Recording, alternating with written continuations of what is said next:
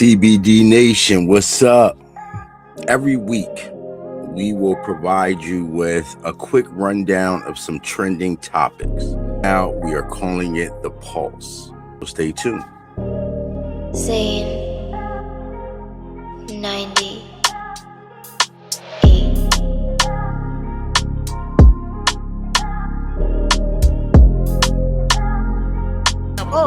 What I'm trying to tell you is you're being ignorant. That's it.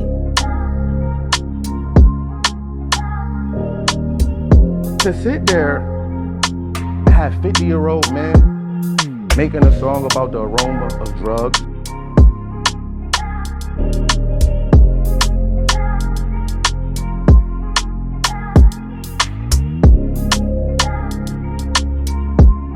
Welcome to The Pulse. Stay tuned. Let's go ahead and get into that. TBD Nation, welcome back to The Pulse, Volume 3. You already know we back in the building. You already know it's me, James, a.k.a. Ralph's Favorite on IG. And before we run down this week's trending topics, I want to make sure you like and subscribe to our YouTube channel. As a matter of fact, go ahead and like this video right now. And if you're not subscribed to this channel, just hit the subscribe button. Guess what? It's free. And we appreciate you immensely. And if you're into fantasy football, we are doing the first ever TBD Fantasy Football League. 16 spots. It actually ain't 16 spots anymore. Just about half of those spots are filled up. So we still have 8 spots available. If you're looking for how to get in, check the page, check the shorts, check the reels, you know what I'm saying? Check Twitter. Yeah, you need to be on all those pages. But let's get into this Pulse episode. You already know. So first, we're going to get into sports.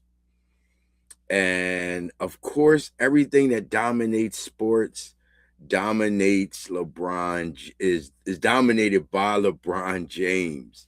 Yeah, we still on LeBron watch. And as a Sixer fan, I'm still hoping and praying that LeBron comes to the Sixers. Meanwhile, keep seeing a whole lot of reports, and it's getting on my fucking nerves. I'm going to be honest with you. Like, LeBron playing with us. Like, bro, sign and just let us know where you're going. You know what I'm saying? The latest thing I seen is Fanatics Fest. Mad I missed out on that, but it's in New York, and Bron is there. He's talking, and why he say something about trusting the process. You got to trust the process.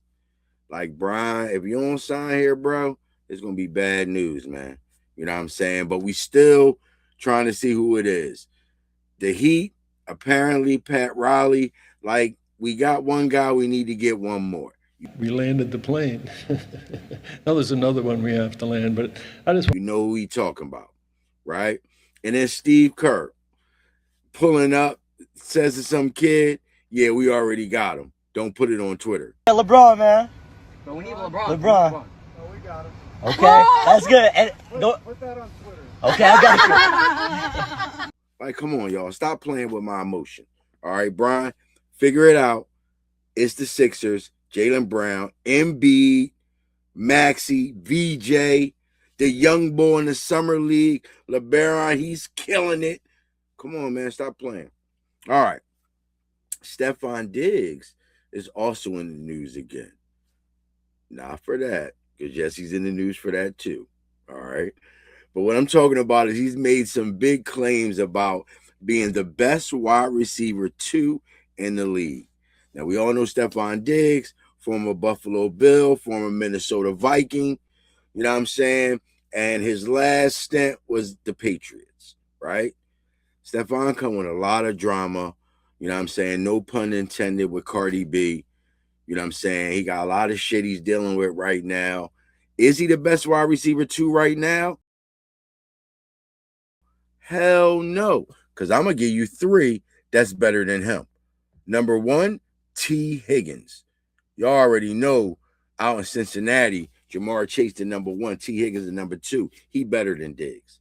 Devontae Adams for the Rams. Puka Nacua the number 1. It's crazy to even say Devontae Adams is a number 2 because he's a number 1. He's way better than Stefon Diggs.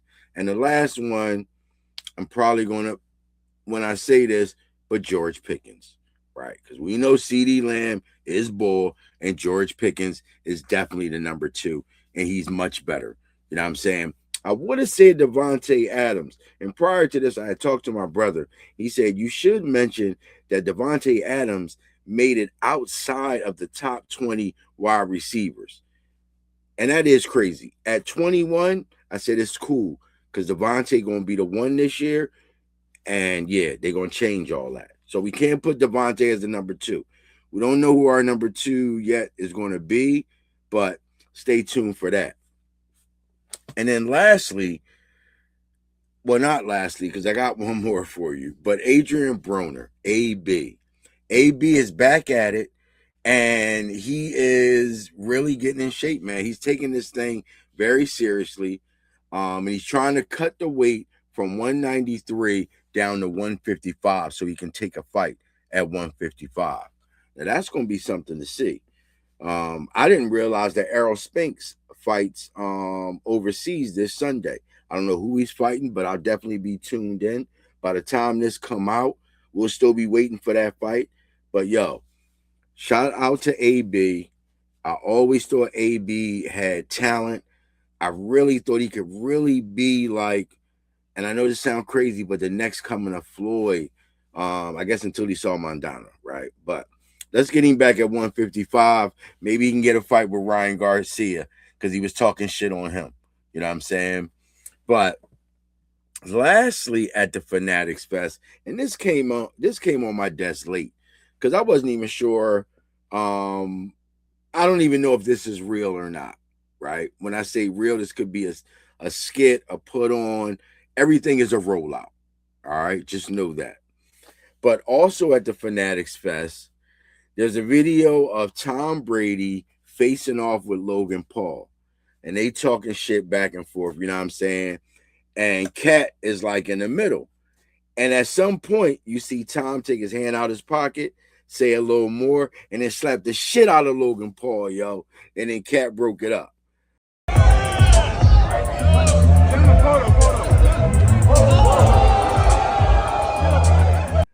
I looked at the slap. It was a open palm slap. He kind of got him here. I don't know if he was trying to get him here, but he kind of got him here. So I don't know, man. Maybe they about to fight in the next celebrity match or some dumb shit. I don't know. You know what I'm saying? But he definitely slapped the shit out of Logan Paul. And that was what's up. Because Logan Paul, you know what I'm saying? Well, Logan, not as bad as his brother Jake. But yeah, smack the shit out that nigga. You know what I'm saying? Easy. Now, on the music front, Ross dropped a new album. Let me start there. I'm a fan of Ross. I think Ross makes quality music. He typically picks great beats, and he actually can rap, yo. Like, Ross, nice. Like, you know, I mean, like, people try to shit on Ross and talk shit about him or whatever like that, but to me, Ross kind of one of them ones. You know what I'm saying? And he was actually, what's funny is, ironically, I was watching the Joe Budden's podcast. Like, I found out yesterday that he was dropping, but I forgot to check for it. So they had him on JBP today, and of course I watched it. It was a great Patron episode. But he made history on JBP because they let him light up. You know what I'm saying? He was the only one smoking, but they let him light up right then and there. You know what I'm saying? I thought that was kind of thorough. You know what I'm saying? Almost kind of like Tony Yayo and Murder lighting up on Mav Hoffa joint. But yeah, Ross, back to the album, Set in Stone. I'm not sure which number album this is, but just off the top, I did a quick listen to it today, like a run through on my runs, and I thought it was a solid album. And it made me think to myself, is there an album that I don't think was a solid album for Ross? There might be one that was kind of, you know what I'm saying? But Ross always bring the bars. You know what I'm saying? Like I said, he always got the good beats. Maybach Music 7, specifically with Don Toliver and Jeezy. Banger, yo. When I say fire, fire. And it made me think about when Ross and Jeezy had beef. Like, these are two niggas that should have no problem with each other, you know, bravado and shit like that, whatever. I forgot what the issue was, but like, they make great music together. Like, even to this day, like, it's a banger, you know what I'm saying? And the last track, The Algorithm, that might be my favorite track on the whole album. All the way at the end. I'm not even gonna hold you. Some of the ones that I had to skip by was, I think it's called Purple Fentanyl. Yeah, I'm not jacking that. The Big X the Plug track, Living Large, banger. Even the Minx in Miami, I bang with that with French and Max B. But he starts it off, nice little intro. Then he come right in with T.I. Great album, man. The song Mahogany with T.I. is a great song. I wasn't really feeling Rich the Kid song either, so we passed on that. But Ring Around the Rose featuring YF and Lucci, I'm a Lucci fan, so another banger. Again, it was 19 tracks. He even has a skit in there with Dion Cole, and that's another thing I like about Ross. Ross gives you skits, and he mentioned that on the JBP that all of his favorite albums, they always had skits or interludes. And you know, the other album he had Chris Rock on that joint. You know what I'm saying? But this joint, he got Dion Cole on, and it's called Camel Meat. And he like, Dion like, yo, when you pull up to my house, just pull up with one car. Don't come with all them cars. Left a car. He was like, if y'all go gambling, I'm gonna be out in the car. I'm not going inside. Like, he was definitely a good joint. So overall, off the first listen, I'm gonna give Rose John 3.5 stars. When I go back and listen to it again, it might be 4. All right, but definitely check out Set in Stone by Rick Ross. It just dropped. The biggest boss. You know what I'm saying? Put some respect on his name, because he one of them ones. All right. Next, in the music front, we are never short of opinions and bravado, which was hip hop was built off of. Bravado, party, you know what I'm saying? Have a good time, this, that, and the third. And there's always been a fight for position in hip hop. You know what I'm saying? So what I'm talking about is 38 Spesh. All right. 38 Spesh is still in the news, in the hip hop news, basically, because he's still talking. All right. Who is 38 Spesh? If you don't know 38 Spesh, 38 SPESH, you need to go check 38 Spesh. All right.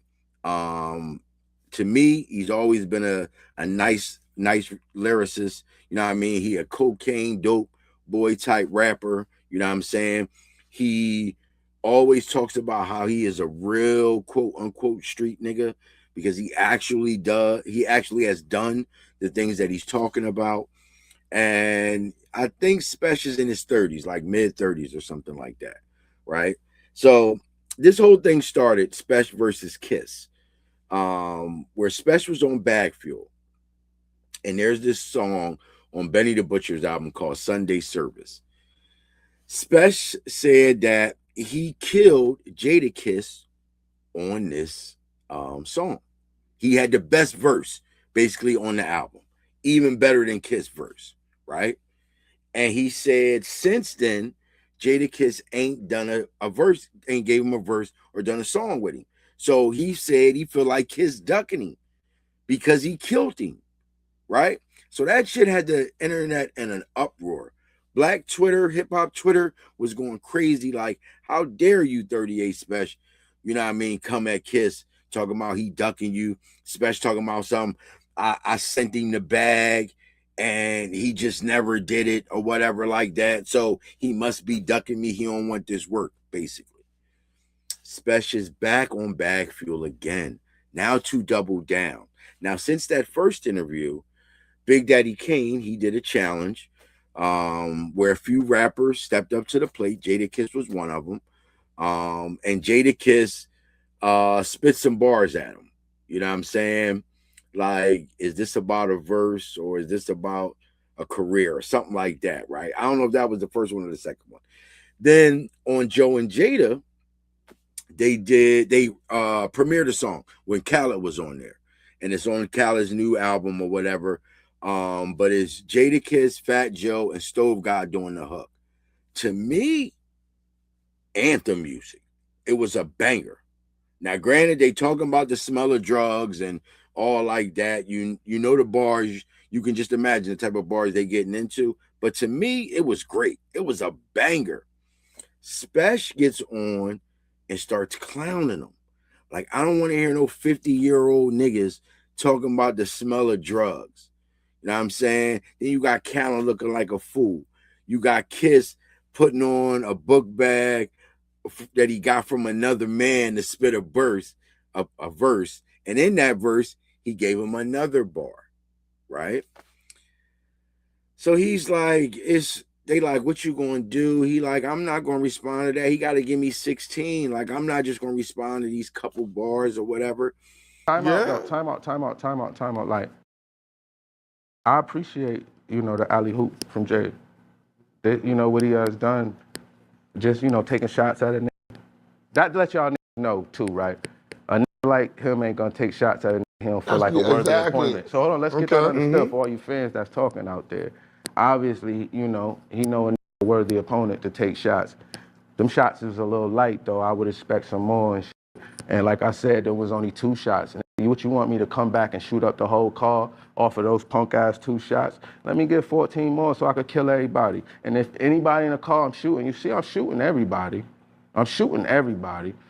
Let's go. Them 2 balls ain't gonna cut it though. Not to a nigga that said your name. And to me, in the interview, Spesh was like, he was kind of talking out of both sides of his mouth. Because on one hand, he's saying how he's trying to clown Kiss. And, he brings up, like, there was a tweet. The tweet is from Jay Wan, who's Kiss' son, who basically said he did get my dad on that joint. You know what I'm saying? So he referenced that. And he said in a meeting with Kiss, or when he was at the studio with Kiss or something, he said like the A&R or somebody was like, yeah, we joke on Kiss all the time about how you got him on that verse. So like he's saying all this like to really make him feel like I definitely got him and I'm getting him the fuck out of here. You know what I'm saying? But then on the other hand, he's like, yeah, we looked up to Kiss. You know what I'm saying? That's one of my rap heroes, blah, blah, blah, blah, blah. So here's how I'll end it, right? And Jim Jones had a few words to say. Jim's, stay in your lane. I liked it. I liked what he had to say, but it is a bar conversation. So I'm going to give Spesh the edge on that. But here's what I'll say. This is, as it boils down to, this is just a hip-hop. It's like he's a fan. Spesh is a fan, right? And I think he's caught up, and I literally tweeted this, like he's caught up in the hype of being mentioned in the same conversation as one of his rap idols. To me, that's pretty much where we at with it. Like, you know what I'm saying? Like, Kiss don't gotta give you no bars, bro. For real. He don't gotta give you the bars if he don't want to. I don't want to see a versus, but what I would like to see is some bars being given back and forth between these two. I think that makes for just great hip hop overall. Like, let's keep it a bean. All right, next up, Jay-Z did his 3 concerts. Celebrating, I think it was 30 years of Reasonable Doubt. So day 1 he did Reasonable Doubt. Day 2 he did The Blueprint. And then I think day 3 was like a medley or whatever. Some big, of course, you know, it was at Yankee Stadium, and they really decked it out for Hove, you know what I'm saying? And Hove shaved his hair. Now, I don't know. Now they say Hove watches everything, right? So of course he saw Dame a while back saying that he would love to see Jay shave his hair. When he was talking about the concert coming, he said, I would love to see Jay shave his hair and put on a Yankee fitted, not with all that dumbass hair. And guess what? That's just what Jay did. They started it off with him shaving, Beyonce shaving his hair, put the Yankee fitted on, and he came out. Beyonce did a Can't Knock the Hustle, which was great. They might as well, like, shouts out to Mary because she was doing her residency, I think, in Vegas. So that's why she wasn't there. And apparently they killed Tiana Taylor. But Beyonce, great job. He had Slick Rick there. I heard he had Beans there. He brought Pharrell out. Pharrell hinted at new music from Jay. So, I mean, I assume that another album will probably come, maybe an EP or something. But we know that Jay got a lot to say still. Eminem came out. But the highlight for me that I saw, of course, you know me. You know what I'm saying? Big fan of Nasir Jones. But him bringing Nas out on the Dead Presidents, and Nas spit the song "The World Is Yours" on Dead Presidents beat, and then he flipped the beat, and then, oh man, that was great. That was great. You know what I'm saying? Shout out to Jay, man. Like, at the end of the day, like, Jay a boy, yo. So, you know what I'm saying? I'm a Nas fan, but you can't deny Jay's impact to the game. You know what I'm saying? His greatness, so on and so forth. Now that we done with them topics, let's get those over there. All right. It's time to get to them shows. You already know the Pulse watch list. All right. You see it right down here. The Pulse watch list. You see it. All right. Always start out with them dragons. Them dragons. So by the time you see this, we'll be waiting for the newest episode. But I always talk about the previous Sunday that just passed, because you know you're watching this on Saturday. All right. So first things first, the burnt son. I forgot his name. You know what I'm saying? You know who I'm talking about. Queen Allison's, her son, the burnt boy. He out there with the with his maester, you know, the cripple ball and shit. You know what I'm saying? He saw his dead dragon and shit. He was all salty. And then he getting chomped out there. Like, it's bad for that nigga. He better get with his brother. Like, or something. You know what I'm saying? Because he doing bad. He cleaning up piss and shit with a nigga. He kissed the nigga shitty boot. Nigga did the show enough on him. You know what I mean? Kiss my Converse. You know what I'm saying? That's Last Dragon reference for y'all. I know I'm dating myself. So then you see Sir Christian. He out there. I think he's at Harrenhal, right? Remember, he was the one that was beating Queen Allison's cheeks. You know what I'm saying? But he's at the castle. He see the witch. I don't know what they did with the brother with the patch on his eye, the bad son. I don't know where he at. But I feel like the witch about to do something to him to make him even better. Because remember, he got one of the biggest dragons, the nastiest dragon. As he's the reason that his brother was burnt in the first place. You know what I'm saying? So stay tuned for that. Damon, he went to the Vale, you know what I'm saying, and he found Sheep Stealer, which is the wild dragon, right? That was ruled by his daughter. And what's crazy is he found his daughter, right? Because Rhaenyra putting Sheep Stealer as the reason her son was killed, you know, in that battle or whatever, right? So she like, whoever the writer is, I want their head. So when Damon go to the Veil and go to where Sheep Stealer is in the cave, he finds his daughter. And she like, Dad, you can't say nothing. You know what I'm saying? You know what I mean? He kind of fucked up and torn, like, damn. You know what I'm saying? Like, she like, you got to do this shit for me. I mean, I'm going to ride for my daughter, too. Like, you know what I'm saying? I just ain't going to say nothing. You know what I mean? So she rode off in the sunset. So we'll see. Stay tuned on that. You know what I mean? But the crazy shit was, after he came back, he straight told Rhaenyra, I found him.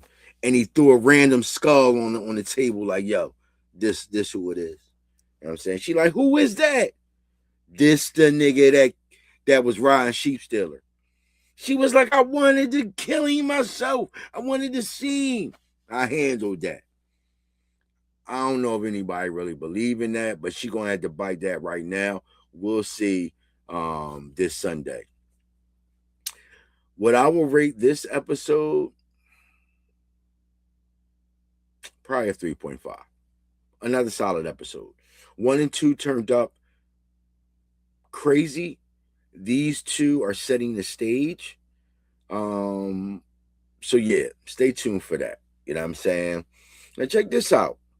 It was no Raising Canaan this week. That's crazy. You know what I'm saying? But that's okay, because there was the Shy. Now strap in for this quick Shy rundown. It's probably going to take a minute or two. All right? This was another good episode for me. You know what I'm saying? Right from the rip, it started with the nosy cop John. You know what I'm saying? Trying to get a warrant so she can go to the Tiff crib and search the crib. I don't like this nosy cop John. Yo, I don't like her. And the first thing I said to myself is, she gonna get killed. She gonna get murked. And Tiff probably gonna kill her. And then as it went on, I realized, nah, this how Bakari gonna get killed. Because he's still fucking with her. Once it come out, and his girl got loose lips. So she's the whole reason this whole shit popped off right now. You know what I'm saying? Because she leaked that the recording and shit. You know what I mean? And then told it at like the girl session and shit. So once they found out Bakari's still talking to the law, it's gonna be a dumb bun. You know what I'm saying? But I did, and I really feel like they setting it up for Bakari to die, yo. Cause he had to join with the young boys. They reading his book, they fucking with it. And then, you know, he go and talk to him, you know what I mean? And they fucking with him and shit. Like, and you see that this is Bakari's out. We always knew the out was through the book. But Bakari still got it 1 foot over here in the life. You know what I'm saying? So as always, stay tuned for that. You know what I'm saying? I was messing with the Jada cameo. You know what I mean? I like that they brought her back. You know what I'm saying? Her dying. Was it necessary? I guess. You know what I'm saying? But I like the fact that they brought her back. You know what I'm saying? For that little dream sequence with Emmett. However, I don't like the reasoning for it. Because Emmett is still torn with, should I tell Tiff? Oh, yeah, spoiler alert. My bad. I should have told y'all that from the beginning. But y'all knew that already. He like, I got something to tell Keisha. She like, well, if you got to tell her something, just tell her. Now, here's what I'm going to say as a married man, right? You should not keep secrets from your wife. And Emmett and Keisha are setting to be married, so they're trying to be upfront and honest. And that's great, right? But I do think that you do have to understand certain things ain't for everybody, because it requires an understanding that everybody don't have that. They can't wrap their head around it. So you're just going to make the situation worse. So personally, I don't think he should have told Keisha. But nigga woke right up out of the dream and told her. Now, first thing is, that's going to fuck up Keisha and Tip relationship, right? We already know that. Because that's Keisha baby dad, right? She's not going to be like, oh, well, he killed my baby dad. So she ain't buying that, because when she seen Tip, that's the first thing Tip said. Like, he killed my baby dad first. And Keisha, she don't want to have nothing else to do with Tiff. I fear that she might tell at some point. But here's what I think. I don't know if people are really digging about Keisha. Keisha still got a lot of trauma that she dealing with, and she's still fucked up in the head, yo. Remember, she got raped and had her first kid with the rape victim boy, and the boy that was keeping her in the basement and shit. You know what I'm saying? To then also have a baby with Nuck. She fucked up, yo. Like, you know what I'm saying? And she ain't all the way through it. But we'll see how this thing turn out. She already told Tiff, I ain't fucking with you no more. You dead to me, bitch. Fuck out of here. So, you know what I mean? Like, and the thing on the nosy cop, John, she tell Bakari, she comes to him, he like, I got a recording. Nigga. She like, all right, well, I'm gonna make sure that we take care of you and your girl. Yo, witness protection don't work for niggas. All right? It only work for people named Sammy the Bull, or bulls with a vowel at the end of their name. It don't really be like, I don't know. Because I don't know anybody in witness protection that's black or whatever like that. Maybe it's a high rate. I don't know. But the first thing I think of is, oh shit, you about to die. One, because you got to get on the stand with that. Like, they can't just, it would be inadmissible unless he testifies to it, like where they got it from and all like that. So, Bakari, count your days, my little nigga. You know what I'm saying? And then, damn, Vic, they come to the crib to lock Tiff up, and Vic take the charge. Nigga ain't even sniffed no part of Tiff ass, and he taking the charge. What is the craziest shit that you done or would do for love? Is you gonna go to jail for damn near life? Am I gonna go to jail for life for my wife if she kills somebody? I guess. Yeah, I guess I have to, right? Because she's my wife. Tiff not his wife. That's the point. Like, the fuck? He ain't beat. But then, here's the plot twist. Jake come at Reg. Like, yo, go talk to him. Reg's like, what the fuck? He don't want to hear from me. Why am I talk to him? He like, cuz he might listen to you. He's taking the charge of something he ain't do. He said that's on him. He like, man, go talk to him. Remember, Reg trying to be down. He want to be back in with his brothers. So he go. He get there and he realize, like, yo, I'm going to take the charge for you. And in that moment, I was a little conflicted. There was a part of me that was like, that's thorough as shit. Like, I guess I would take the charge for my brother. You know what I'm saying? To keep him out here. Reg already a street nigga. I mean, not that Trig ain't a street nigga too, because remember, he was booked. You know what I'm saying? But he said, like, let me do this for you. Like, I owe you that. You know what I'm saying? And I was like, damn, I ain't want Reg off the streets. I don't know if I wanted him off that way, but it was some stand-up shit, yo. You know what I'm saying? Definitely some stand-up shit. So shout out to Reg on that. You know what I'm saying? Can't wait to see what the next episode is going to be. And I believe it's only 8 episodes. So we are about 2 episodes away from it being over. I still think Bakari go. I hope they don't kill Rashad, but I can see some dumb shit like that maybe happening. Somebody else going to jail too. You know what I'm saying? We'll see. Why the first person that comes see Vic? Never mind. Yeah. All right. Yeah. Okay, so that's it. You know what I'm saying? That's it for this week's episode of The Pulse. If you made it this far, I just want to tell you, I appreciate you. You know what I'm saying? I appreciate you staying with me. Held this down once again. Dolo, you never know who pop in. You never know who pop out. But you always know your boy's going to be here giving you the pulse. Culture never dies, and what keeps it alive is the pulse.